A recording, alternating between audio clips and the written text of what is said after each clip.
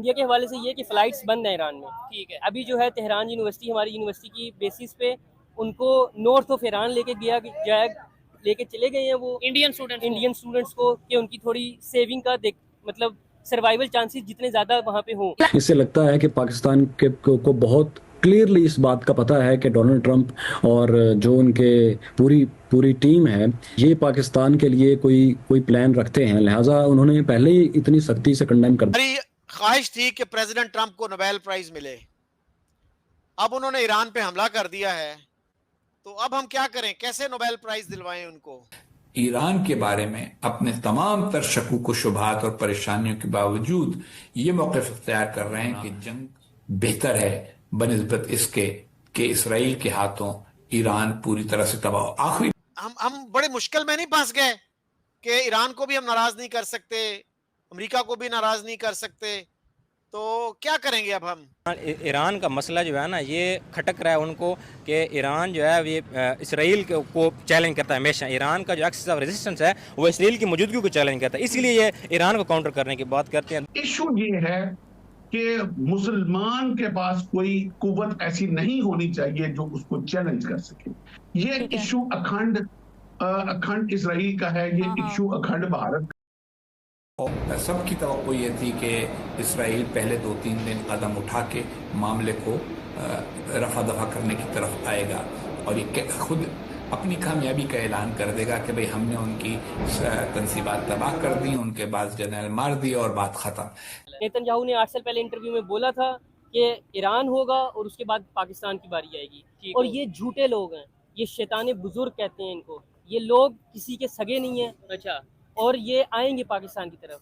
انہوں نے پھر آ کے مزید حملے کیے جس کے نتیجے میں ایران کے مزید حملے بڑھ گئے اور اب وسیع تر جنگ کا امکان بڑھتا جا رہا ہے. اور ایران اسی میں اگر ہم ایران کی بات کرتے ہیں تو ایران نے کھلم کھلا بھارت کو کہا ہے کہ آپ کھل کر ہمارا ساتھ دیں.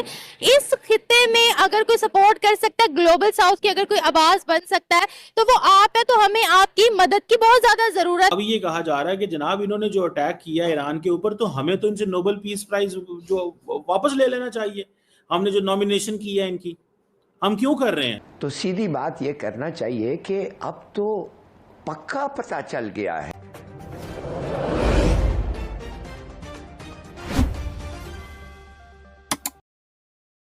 سب کی توقع یہ تھی کہ اسرائیل پہلے 2-3 دن قدم اٹھا کے معاملے کو رفع دفع کرنے کی طرف آئے گا اور یہ خود اپنی کامیابی کا اعلان کر دے گا کہ بھئی ہم نے ان کی تنصیبات تباہ کر دی، ان کے بعد جنرل مار دی اور بات ختم. لیکن جب ایران نے جوابی کارروائی کی تو بجائے اس کے کہ اسرائیل اس جوابی کارروائی کے اوپر یہ کہتا کہ اچھا ٹھیک ہے ہم نے کچھ کیا تھا، یہ اس کی معاملہ برابر، انہوں نے پھر آ کے مزید حملے کیے جس کے نتیجے میں ایران کے مزید حملے بڑھ گئے اور اب وسیع تر جنگ کا امکان بڑھتا جا رہا ہے. اور ایران کی طرف سے یہ دھمکی بھی موجود ہے کہ وہ آبنائے ہرمز کو بند کر دیں گے. تو اس طریقے کی صورتحال ہے، اس میں سب کو اپنا ممکنہ نقصان جو ہے وہ صاف نظر آ رہا ہے. تو بہت سے عرب ممالک اس وقت ایران کے بارے میں اپنے تمام تر شکوک و شبہات اور پریشانیوں کے باوجود یہ موقف اختیار کر رہے ہیں کہ جنگ بہتر ہے بنسبت اس کے کہ اسرائیل کے ہاتھوں ایران پوری طرح سے تباہ ہو. آخری بات یہ ہے کہ وہ ملک بھی جنہوں نے اسرائیل کے ساتھ تعلقات قائم کر لیے ہیں یہ نہیں چاہتے کہ اس پورے خطے کا جو چودھری ہو وہ اسرائیل بن جائے.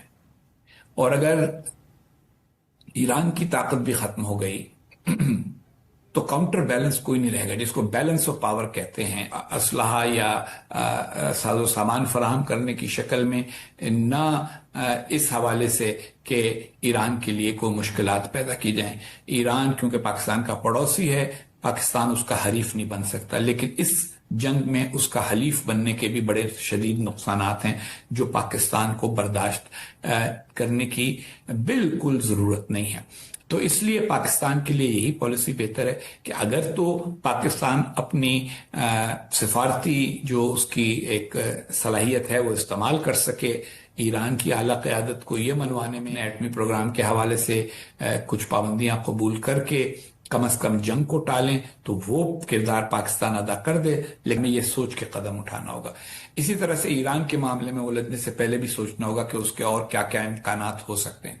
रह गई अमली बातें, मसलन क्रिटिकल मिनरल्स के ऊपर अमेरिकी कंपनियों को तरजीह दे देना, उसमें भी हमें सोचना होगा कि कहीं हम उससे चीन को नाराज तो नहीं करेंगे। और क्रिप्टो करेंसी वगैरह के मामलात के अंदर दाखिल होना, तो ये इक्तिसादी फैसले हैं और इन पर जल्दी में अमल दरामद होता भी नहीं है। ये अगर लीडर कह भी दें कि अच्छा चलो हम कोशिश में अपना अपना फायदा देख के जो कवायद हैं, कवानीन हैं, उनके मुताबिक फैसले करने होंगे। काउंटर टेररिज्म में पाकिस्तान और अमेरिका के ताल्लुकात पहले से बहुत बेहतर हैं। में इस वक्त क्या सोच है, वहां पर भी कोई तशवीश पाई जाती है और उनसे किस रोल की हम तवक्को करें? देखिए, अरब ममालिक ईरान को मज़बत नज़र से नहीं देखते, उनकी क़यादत को, और उसमें ईरान की पॉलिसियों का दखल है। ईरान ने लुबनान को तबाह करने में बड़ा किरदार अदा किया, उनकी हुकूमत को कमज़ोर करने में, और हिजबुल्लाह को वहाँ एक पैरेलल हुकूमत बना के रखा, बशर असद का साथ दिया और बड़ी हद तक साथ सारे और मुल्कों के अंदर भी मुख्तलिफ किस्म की मिलिशियाज कायम की, और मुख्तलिफ अरब मुल्कों की हुकूमतों को भी एक तरह से खतरे में मुब्तला किया। तो एक नापसंदीदगी ईरान के हवाले से अरब ममालिक का ग्रुप इलेक्शन हार जाएगा। तो इसलिए उनके मफाद में तो यही है कि जब तक इस पार्लियामेंट को बरकरार रख सकें, जब तक अपनी अक्सरियत को रख सकें रखें। और जंग की सूरत हाल में वैसे भी एक इसराइली रिवायत है कि हुकूमत को कम से कम उसकी अपनी जो काबीना होती है उसमें से कोई छोड़ता नहीं है, कोई सीक्रेट जगह को दे दी है, बिल्कुल नातांस ये वो सब। अब हमने दूसरी जगहों को उनको इस्टेब्लिश कर दिया है और इम्प्लाई किया है कि वो तो अब ठीक है, सेफ है, वो काम कर रहे हैं और हमारा जो काम कर रहे हैं वो कर रहे हैं। अच्छा, इसके माने उनको 3 या उस वक्त मार्च अप्रैल मई में भी उनके पास 1 महीना था एनरिच करने के लिए। 3 महीने थे जो बहुत है एनरिचमेंट फ्रॉम 82 वेपन्स ग्रेड, तो वो उन्होंने कर लिया है मिसाल के तौर पे। अगर if they had decided to go nuclear bye then, माने कि मार्च के बाद, तो अगर उन्होंने वो भी कर लिया है तो they R a nuclear power. अब जब वो कहते हैं कि हम जब इस वक्त आएंगे मैदान में तो तुम्हें एवर लास्टिंग डैमेज देंगे, उसका मतलब है कि ये जो डैमेज होगा आपका ये इतने लंबा चलेगा कि कुछ नहीं। उनका मतलब क्या है? उनका मतलब ये है, इट्स अ कोड वर्ड से सेइंग न्यूक्लियर रेडिएशन जब आ जाता है एक जगह में, जैसे उसके नोबल में आ गया है, तो वो 20-30 साल कोई जाके उधर रह नहीं सकता, कुछ उधर उग नहीं सकता, कम से कम कोई रह नहीं सकता। That's a fact. अच्छा, दूसरी बात है फॉरेन मिनिस्टर ऑफ, जैसे ये आपने कहा है, फॉरेन मिनिस्टर ऑफ ईरान गया है बात करने रूस के साथ, और नॉर्थ कोरिया ने तो अनाउंस कर दिया है कि हम न्यूक्लियर वेपन्स देना चाहते हैं ईरान को। पब्लिकली उन्होंने ये कह दिया है। उसका मतलब ये है कि रूस बड़ा नाराज है, और नॉर्थ कोरिया तो खैर नॉर्थ कोरिया है, मगर रूस भी नाराज है। उन्होंने कहा कि हम सालसी नहीं करते यूक्रेन में, we are not going to, middle east में हम इंटरफियर नहीं करेंगे, जो वो करने वाले थे और जो कह रहे थे कि करेंगे ईरान और इजराइल के दरमियान। तो अब मुझे ये बताएं कि अगला जब उनका बदला आएगा तो फिर क्या होगा? तो किस लिए बदला? कौन सा बदला? एक मिसाइल से तो बदला नहीं ले सकते अब, दैट्स ओवर। अब